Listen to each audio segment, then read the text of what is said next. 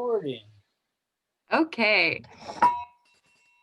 I'd like to call this meeting to order. That was loud, wasn't it? Welcome to the Bloomington Rotary Club's weekly celebration of service for October 27th, 2020. I'm your current president, Ashley Sullivan. Thank you for being here. Michael, please show the flag graphic for 15 seconds of respectful silence. We ask that you remain on mute and take this time to personally reflect. States of America and to the republic for which it stands, one nation, under God, indivisible, with liberty and justice.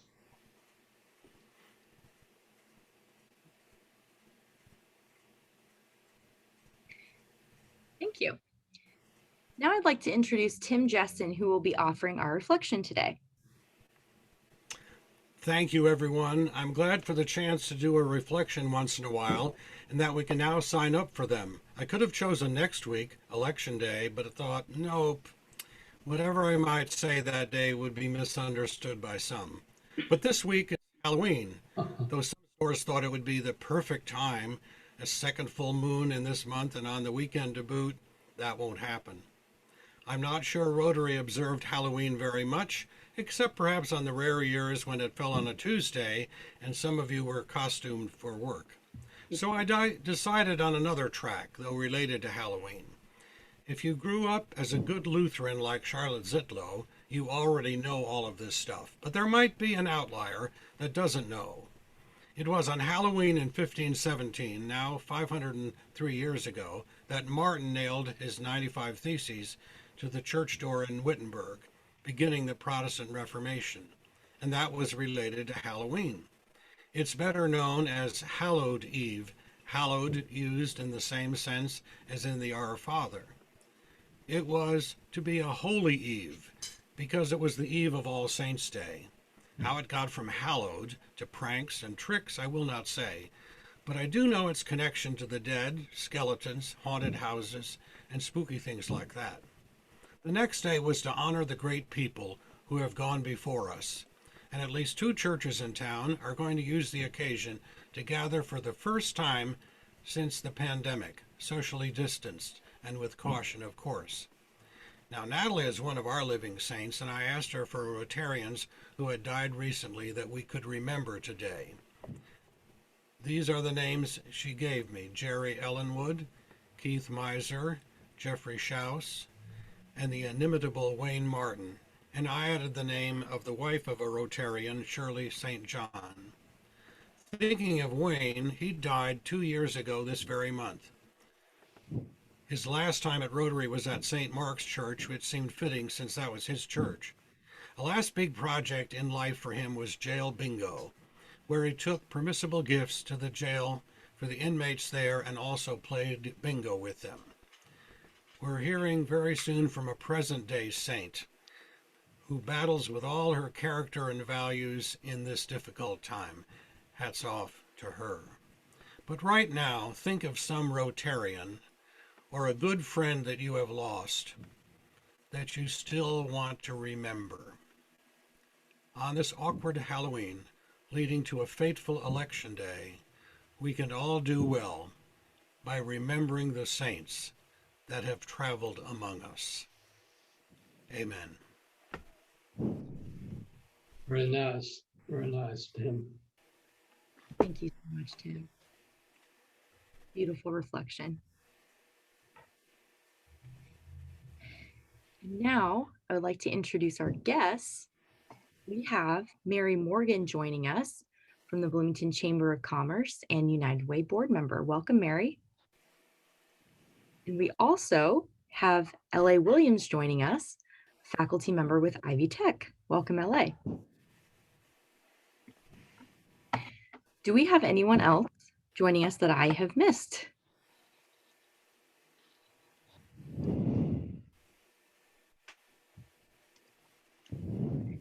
So, just a lovely bunch of Rotarians here today with our 2 esteemed guests. Welcome. And if you want to know more about Rotary, please ask me or any of us. We'll be happy to tell you. Thanks to our producers, Michael Sherman, Sally Gaskell, and Natalie Blaze, for putting together this beautiful show for us every week. And our roundabout reporter for this week is Connie Shikalis. Thank you for keeping us with our notes all organized so that we remember what we've done. Membership anniversaries, Peter Kroner, 16 years, and Lynn Schwartzberg, 13 years. Thank you for your service to Rotary. Very special announcement, Rotarians in the news today. Phil Eskew will be among 6 individuals honored for their profound impact on IU athletics at an October 30th virtual Eye Association ceremony.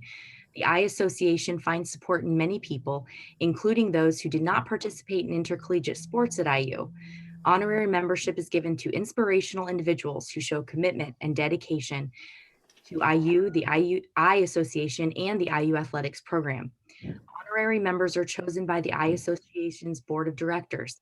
A candidate must be presented by a member of the board and approved unanimously to receive this status. This year's honorary Eye recipient is Phil Eskew. All Congratulations, right. Phil. Congratulations. Congratulations, Phil. Congratulations. You're the And- man. Any- Bill, are you responsible for that win last Saturday? And No, that was the, No? that was the coach. No, don't say be honest, Bill. Phil, we're so honored to have you be part of the Rotary family. And this is another feather in your cap that's already very feathered. So thank you for sharing your time with us and your talents. It's a huge honor. I sincerely appreciate it. I have a response that takes about 5 minutes that I'll read on Friday night. But this year, because of the pandemic, of course, it's a virtual situation that'll be on Zoom for the Eye Association or anybody else that wants to join it. And then next year, I think they'll bring everybody together that gets it next year as this year. But the Honorary Eye Award is not given every year. So this is really a huge honor. And I am very humbled to receive this. And I appreciate it very much. Thank you. So well deserved. Well done. Well done. All right, we have a toast announcement from Jim Wright. Thank you, President Ashley. I just want to start by saying, Rotarians, you are awesome. With 9.5 days to go until the toast, you have reserved 66 spots. That's 66 tickets. And your contributions will enable us to honor renowned sports writer Bob Hamill with what promises to be an entertaining and inspirational program. Also, you're providing much needed support to the Hoosier Hills Food Bank during this craziest of years. And you're polishing Rotary's image near and far throughout our community and beyond through our biggest and most visible fundraiser. Now, on November 6th, you will be a part of a gathering of more than 300 dignitaries virtually, including former IU coach Bob Knight and IU women's basketball coach Terry Moran, all of us, of course, watching from the comfort of our homes. If you are one of the few Rotarians who hasn't bought your ticket yet, we've got good news. There's still time. And you can purchase your tickets at rotarytoast.com. And tickets for view only are just $25 a household. So again, rotarytoast.com. The deadline to buy is Election Day, Tuesday, November 3rd. Thank you so much. And back to you, President Ashley. Thanks, Jim. Now Sally Gaskell has an announcement. I certainly do. Thank you, President Ashley. It is my great pleasure and honor to make a very happy announcement about our president. Now, this may be a first for a sitting Bloomington Rotary Club president. I'm not sure. I will leave that to our historians, Owen and Glenda, to determine if that's so. The happy news is that our president, Ashley, is getting married on Saturday, October 31st. To her betrothed, Nick Wesley, we wish them much joy. And as a typical modern bride, there will be no immediate honeymoon. Of course, where are they going to go? I suppose they could go to, I don't know, French Lick, but they're not. Ashley will be back next week, thank heavens. Ashley, we wish you great joy. And this is not the last you will hear from us about your upcoming wedding. Congratulations. Thank you so much. We're delighted. And I'm happy to be the first person getting married sitting in office, if that's true. Hopefully that won't be the case forever. Thank you for the well wishes. It means a lot. And I'll take any and all advice. I'd love to have it. I see a lot of faces in the audience who have very, very happy, wonderful marriages, and I'd love to learn your secrets. Okay, volunteering service spotlight.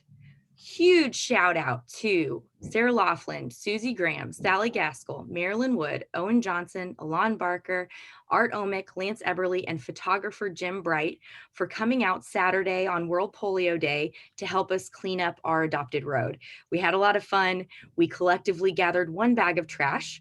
So our road is very clean, but we helped to beautify it that much more, and we had fun in the process. So thank you all for coming to that, and we'll keep that up. We'll have another one next year. So thanks again. Wheeler Mission has some new opportunities I'd love to share with you. They have winter contingency support available, front desk coverage, filling the tree, the 12 days of Christmas, and filling the hearts, holiday music and activities, and filling the table, holiday meal. So they have some special events for the holidays that they need some support with. And they are seeking a planning committee for Silent Night, which is a silent auction for December 10th. If you're interested in any of those, reach out to Josie Rice at wheelermission.org. It'll be in the roundabout and you can connect with her and she'll continuously give us updates. Salvation Army bell ringing sign up will go live on November 2nd, next week. And the United Way Day of Action Literacy backpacks. We still need volunteers to put together our grant project. So it'll be December 2nd, 3rd, and 4th.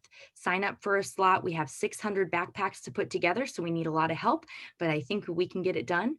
And if you need help with the Civic Champs platform or registering, please let me or Natalie know. Charlotte? I want to volunteer. For the The day of backpacks. Okay, I'll get you signed up. I'll reach out to you after and see which day you can do. Thank you. Thanks, Charlotte. Okay, without further ado, I'd like to introduce Liz Feidel, who will introduce our speaker for today. Good afternoon. It's my pleasure to introduce, in my tenure with United Way, either on the board as a staff member, my 4th United Way director, and it's currently Efrat Pfefferman. She serves as the director of United Way, whose mission it is to mobilize the caring power of our community in order to address our most critical needs and reduce those needs in the future. A 17-year resident of Monroe County and a mother of 2 delightful boys, Efrat earned her Bachelor of Arts at Indiana University and a Master of Public Administration at the University of Arizona. Past professional experience includes serving as Assistant Director of City of Bloomington Utilities, as well as other local government and nonprofit services, both here and in Tucson, Arizona. Efrat also currently serves as president of the Monroe County Redevelopment Commission, which has been focused on economic development projects in the West Side TIF district. Please join me in welcoming Efrat. Thank you. So great to be here, as I am most Tuesdays, but this time to share some exciting updates from United Way with you. And I did prepare a presentation, so let me see if I can I share that? Can someone allow me to share that? Okay. Michael. 1 second here, I'll get you set up. Thank you. Yeah, okay. And thanks Liz for the wonderful introduction. Liz has been just a mentor to me. Even before United Way, we were on the Women's Commission together, and you helped me there, and you helped me in this current role, and I just really appreciate you. Here we go. Okay. Everyone see that? Yeah. Okay. So yeah, I think as Liz said, that's our mission, to mobilize the caring power of the community and address critical needs today, work to reduce those needs tomorrow. it's a broad mission, but it allows us to be responsive to the community's needs, which, as we know, change over the years. United Way as a concept was born out of a time of crisis and transition in our country in the late 1800s. In Denver specifically, this was the time of, think about industrialization and the shifts that were occurring in sort of the fabric of our social fabric of our nation. People were leaving their rural communities, their tight-knit communities, moving to cities for opportunities and factories and other businesses. And so that it was disrupting some things in the social safety net. For example, what happens to someone if they're on their own in a city like Denver, and they get sick or disabled, and they can't work? What happens to someone's kids if they are sick or disabled, or even pass away and there's an orphan left? A lot of charities were springing up to meet these needs, soup kitchens, orphanages, and so forth, but there wasn't a lot of transparency and coordination behind these efforts. And so a group of civic leaders in Denver came together to talk about this and decided that, one body needs to help sort of coordinate not only the services that are being provided, but also the giving that supports those services. And so this concept spread throughout the nation, and our community's local roots date back to the early 1900s. We had a council of social agencies that Mrs. Mary Waldron, that name is a prominent one in our community, led. Later on in the 1930s, the community chest idea came here. And then these things were sort of incorporated and merged into United Fund, later to be United Way. And the United Fund was incorporated in the 50s. We work with 24 member agencies. These are nonprofits that serve various needs for our more vulnerable community residents. They meet standards of sort of the gold standards for nonprofits through a certification process. And if they do so, they get a monthly allocation from us for operational expenses. And I stress operational because I think that's one of the things that sets us apart a little bit from other grant makers. A lot of grants are for new things, for innovation, expansion, and United Way's really been about, we want to just make sure that these services continue in our community and meet the needs. So we're not looking for new all the time. We're looking to support what you're doing so that you can support the people that you serve. We also fill in gaps with initiatives. We call them our community initiatives. A lot of these are in the space of financial stability, but also some reading programs and advocacy programs. The Financial Stability Alliance, the Free Community Tax Service, which helps thousands of families each year file their taxes for free, make sure they get their earned income tax credit and other things due to them. And from there, connect them with other resources as needed as well. That's all volunteer powered. And I'll put a little plug if that's something of interest. We'll be recruiting volunteers soon for that. Financial coaching, the Real Men Read program. We do the ones in the rural school district while MCC does its own through its foundation. But we have Owen Green and then Richland Bean Blossom as well. And then the Wake Up with United Way, I'll touch on that in a little bit as well. That's been our speaker series that meets every second Thursday of the month. to dig in a little deeper on issues impacting members of our community, and to also empower those in the audience with some ways that they can get more involved with that topic and maybe be a better advocate for it. So I checked in with you 2018. I took this position 2017 in September. And in 2018, I had the privilege of addressing you and talking about what we were doing at that time. And 2018, as I was getting my feet on the ground and you know, getting to know my wonderful team and all the people in our world that help us, was sort of a year of planning to plan. We knew we wanted to update our strategic plan. From that, a lot of things would come out of that we continue to work on. But then we also wanted to expand the tagline of give, advocate, volunteer that you see affiliated with United Way, and that concept. I think we were focused a lot on the giving, which of course is critical, and any nonprofit will tell you that is the thing they need most. Volunteers are great, all these other things are great, but if they can't raise money to pay the bills and pay staff and do all the wonderful things they do, then we're not going to get too far. But we wanted to also round this out with more advocacy work and more opportunities to volunteer.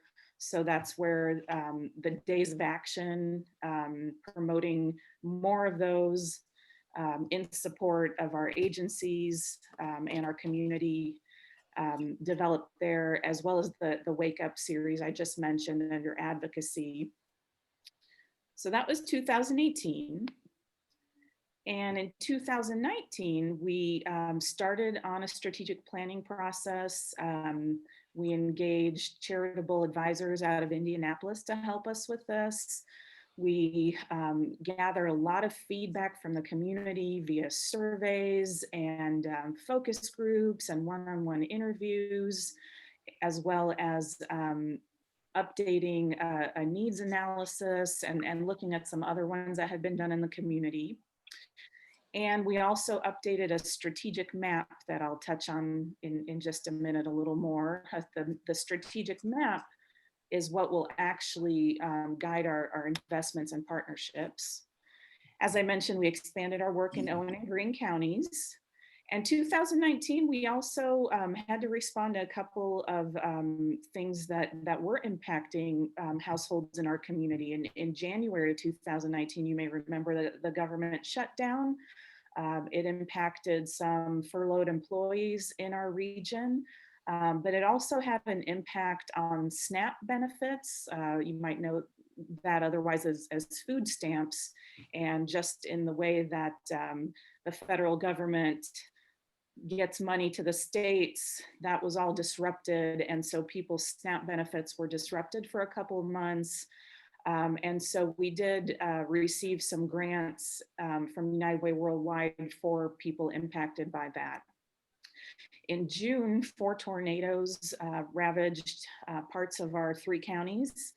And so we did activate our relief fund for that and raised about $33,000 to support 11 low-income households who really didn't have any other means to take care of the safety and health of their homes and households.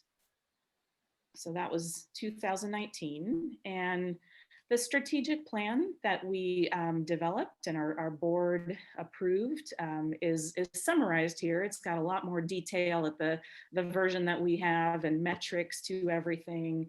But the main goals were to strengthen our community's capacity to address issues of concern, to drive innovation and philanthropic engagement, and to be the donor-centric and philanthropic partner of choice in our region.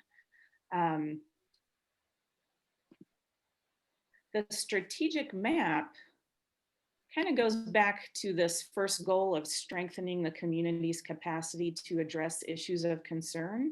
And that number 1 underneath it, accelerate community action by convening people and mobilizing resources to identify and address issues of concern. And so we did just that.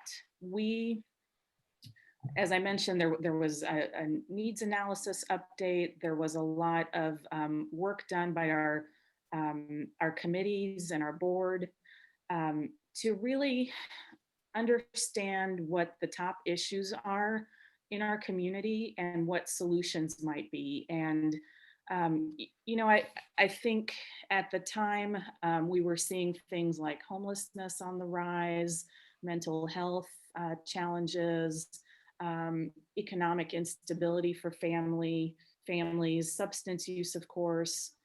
And so as we work through these things, and we worked with from Indiana United Ways, which is our Indiana membership organization, as well as some local researchers at IU, a couple of professors from the public health school helped us with this. We really dug in and got to the understanding that the things that I just named, homelessness, substance use, mental health issues, economic insecurity, are not root causes. They are the symptoms of something else, right? And as we looked at what's underlying those symptoms, there's a lot pointing to trauma, and specifically adverse childhood experiences. If you're familiar with that term, it's something in the medical field that gets a lot of attention. There are screening tools for it at pediatrician offices. And there's actually a list of several adverse childhood experiences. And if a child is undergoing more than a couple of them, usually 3 or 4, it kind of puts up a red flag, because it means there are gonna be some issues down the road, or now, if we don't intervene. Adverse childhood experiences include neglect and abuse, death of a parent incarcerated, or a parent with substance use disorder. And when, you know, most of us can handle 1 or 2 of these in our lives, or even more with the right supports. But when there are a few in the home, it's definitely a red flag.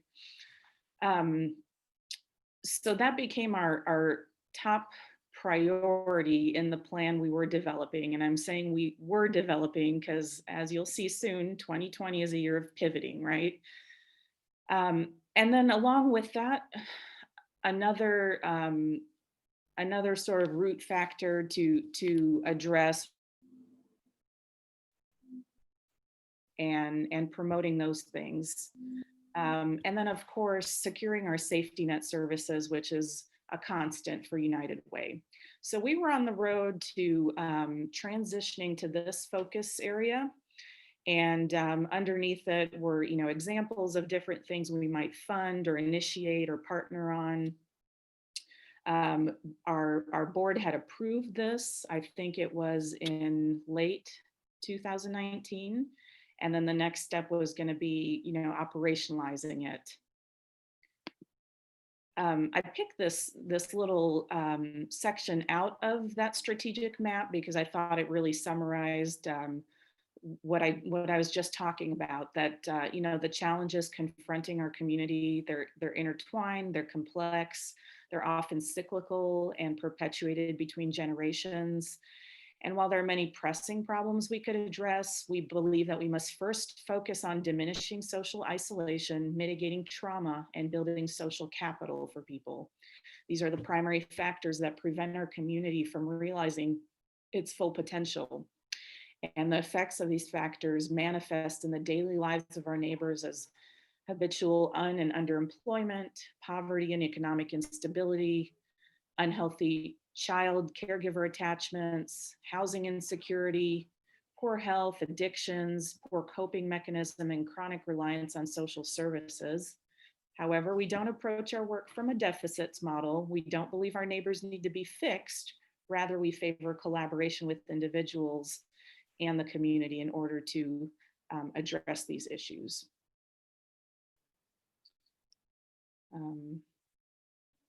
Let's see, I'm trying to trying to fast forward, but the arrow, I lost the arrow. There it is. Okay, so 2020 comes along, and we're on the path to operationalizing all of that. And then late February, early March, of course, we all remember sort of the rising concerns around the country and the world. And locally, we were hearing rising concerns from our member agencies and other partners. They were starting to have to cancel fundraisers that they rely on for their operational expenses. They were spending more on hygiene and sanitation needs just out of an abundance of precaution. We convened a meeting of UWADA, that's United Way Agency Directors Association. It's an active and formal group that meets regularly with us. We convened them to hear their concerns. And, with each day, it was like we were coming to the realization that this was not going to be just about hygiene and extra, masks and hand sanitizer. Our agencies were going to be facing significant challenges, not just in fundraising and in their revenue streams, but in how they do the work that they do safely and how they take care of the people that they take care of. And so within a few days of that, we realized we have to do something. And if we're going to do it, we're going to do it on a big enough scale to really make an impact in the community. So we activated our relief fund. We called it the COVID-19 Relief Fund, in partnership with many groups. I especially, want to give a shout out to our two foundations in town, the Bloomington Health Foundation, our Community Foundation. The city and the county were in from the start. Other businesses, individuals, institutions. And we launched this, not really knowing what we'd be able to do, not knowing what the response would be, because, of course, there was so much uncertainty. Were people going to have jobs and income? Were businesses going to be able to be generous towards this cause? In conjunction with that, we also partnered with the Chamber of Commerce, the BEDC, and the Bloomington Health Foundation to launch the Community COVID Coalition. It's a group of cross-sector leaders that's been meeting regularly ever since March. We were doing it twice a week at first. Now we're every other week. And this is where we share updates and discuss things across sectors that impact us all. So it's a great vehicle for information sharing in our community. And I believe that the Chamber of Commerce on their website may have some of the meetings recorded, but they also have a lot of other good information. So a shout out to them for all their work in keeping the community informed in all these months. We raised about $250,000 in the first few weeks, and then got this great opportunity in front of us to apply for a grant from the Lilly Endowment, which works with Indiana United Ways and all of us in different ways in Indiana. And we ended up getting $1.2 million from them, which was amazing. And to date have raised over $1.6 million. We have granted out 1.4 so far, and our fourth phase is going to be opening soon. There's been a committee that was assembled, including Tina Peterson, John Berida, Beverly Callender Anderson, David Johnson from IU, a vice provost, and Lee Jones from Monroe County that helped us with the review and scoring process of these grants. And really the whole intent was to get the dollars out as quickly as possible to the agencies. So we tried to keep the application process real brief. And then this committee really hustled after each phase to do the work in a matter of days so we could get those dollars out to agencies. Phase one We granted over 300,000 to 17 different organizations. The priorities at that time were focused on sustaining operations, but also some community-wide needs, including the isolation shelter to serve individuals experiencing homelessness. This was before the state came through with some funds, but we got that up and running really in a mind-blowing short period of time. And I credit agencies like New Hope for Families and Shalom, which is now Beacon, Middle Way House, and Wheeler Missions for working with the city and county officials and us to get this done. Because if you've been to one of our shelters, you know, they're not set up for physical distancing, and there's no room for quarantining anyone there. So we really needed a separate space in our community for that. We needed to bulk up our food security system. We were hearing the concerns from Hoosier Hills Food Bank about disruptions in the supply chain.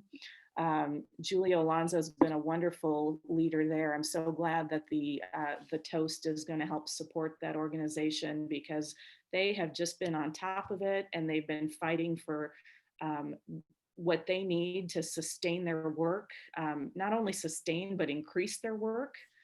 And so that was really the focus of phase one.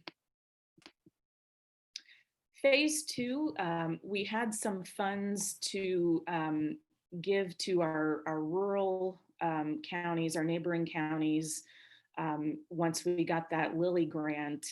And about 350,000 total went to the community foundations in Brown, Greene, and Owen counties, as well as some to our community foundation here in town for their rapid response grants.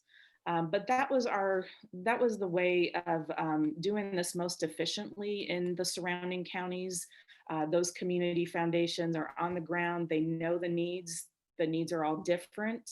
Each county had a different focus area for their relief work. And so we partnered with them to get funds to them quickly so that they could go through the competitive process in each county. And then locally, you can see the priority areas here. Some agencies needed to add staff as they lost volunteers with the shutdown and the closing of IU especially. Some agencies needed technological adaptations to provide services like mental health from home.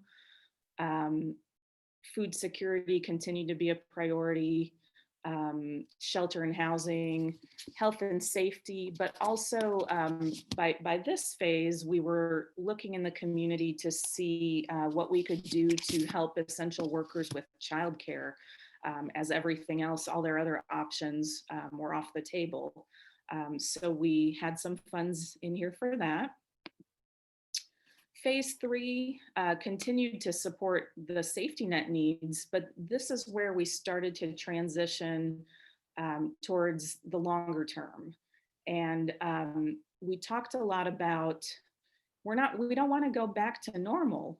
Normal wasn't working for everyone in our community when we have 1 in 5 households in poverty and another 1 in 3 teeter right above that. That's almost half of our community that struggles day to day. And so we were hearing a lot of people talking about when we get back to normal, when we go back to normal. And we really felt strongly that we don't want to go back to normal. We want to build a better normal. One in which, racial and economic disparities are addressed, one in which every person has access to opportunities, better normal in which our nonprofits continue to be creative and innovative and adaptive to needs. And so grants were awarded to groups focusing on that concept of rebuilding our community, building resilience. Phase 4, as I mentioned, is about to launch. There'll be an announcement in the next couple days. So if you know any nonprofit groups or organizations, give them a heads up. It'll be posted broadly. So it will have the same priority areas as phase 3. In total, so far in the first 3 phases, we funded 40 organizations with that 1.4 million so far, and we'll see what comes out of phase 4. So 2020, back to those strategic priorities from 2019. Remember these: adverse childhood experiences and trauma, social connection, mental health, safety net services. Well, our board talked a lot about this, and our community investment committee as well. It didn't seem like this should be necessarily the focus right now as we're rebuilding, well, continuing to respond and recover and then rebuild from a pandemic. But as we looked at the strategies under each of these priority areas, we realized that, you know what, we've all just experienced trauma. We've all just experienced a disruption in our social connection. Mental health issues are on the rise. And of course, our safety net has never been more critical. We really didn't have to change much from what we developed. We just needed to talk about it in a more responsive manner. And the word that came up was resiliency. When we address these things, we're talking about building resiliency in our community, in our safety net, and in individual households and lives. So we took those 3 priority areas and all the strategies underneath them and all the work underneath each one and just relabeled them essentially. Resilient individuals. This means that we want to invest in programs and activities that build healthy relationships, that give people productive coping techniques, peaceful conflict management, so that individuals are better prepared for life and its opportunities. And there's some examples of what that might look like. Mentorship, prevention, intervention activities, life skills, suicide prevention, parental empowerment, addiction recovery, and more. When we talk about a resilient community, we're talking about investing in things that assure that our community members have strong support networks so that when hardship comes, whether it's broad like this or acute in a household, people can navigate that more effectively. And that may mean things like improving neighborhood and peer connections, coalitions that are issue-based, volunteer engagement. And then the resilient safety net, those things that support the very basic needs of people in our community: food, nutrition, housing, shelter, life skills, transportation, childcare, work preparedness, mental, physical health, legal services, and emergency response services. So we got that, right? And that's been incorporated into phase 3 and phase 4 of the relief fund, but it's also going to be what we're focused on for the next 3-year cycle of funding and of partnerships with agencies. Before we get to do that, we need to operationalize it with a new application packet and some other things. And we have a committee working on that right now. Susie Graham is in it, and a couple of other folks here are involved. Some of the changes from the process of recent years, it's been updated with a stronger commitment to diversity, equity, and inclusion.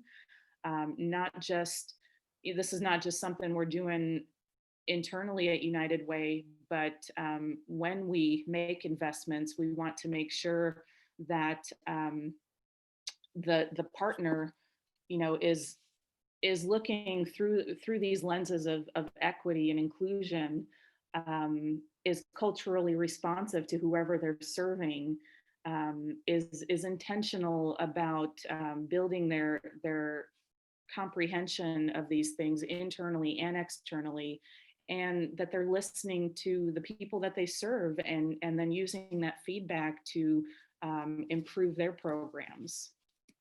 It's the application process will be updated with these strategic priorities around resilience and corresponding metrics for each.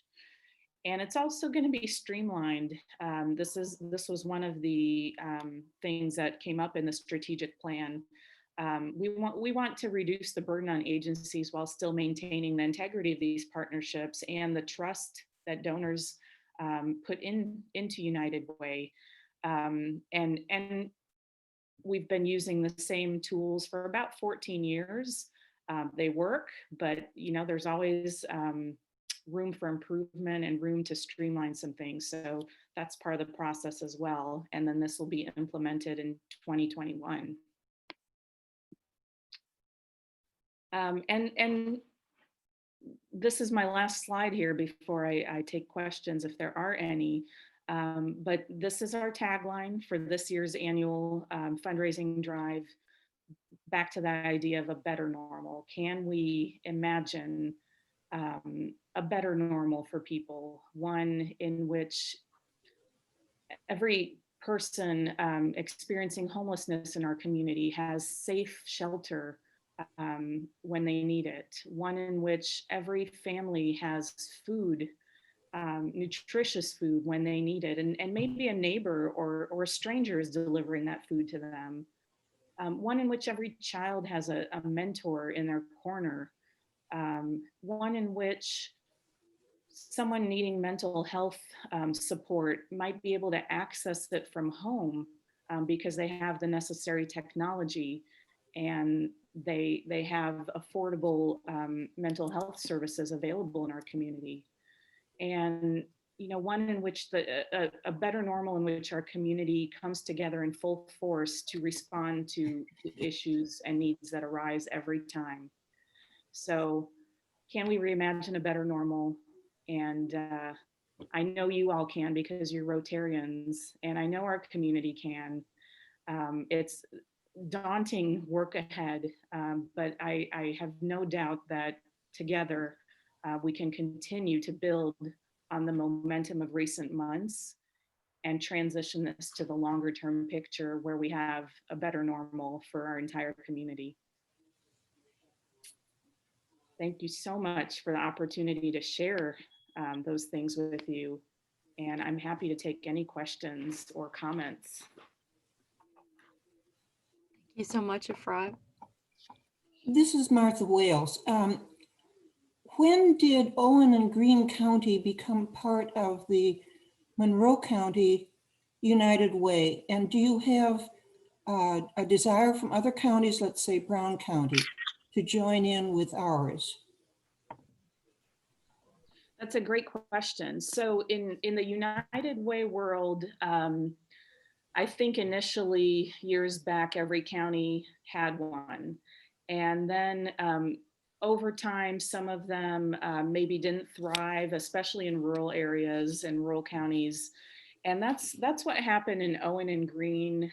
They just sort of dissolved. I think Owen was first, and then Greene County was about 10 years ago when that happened.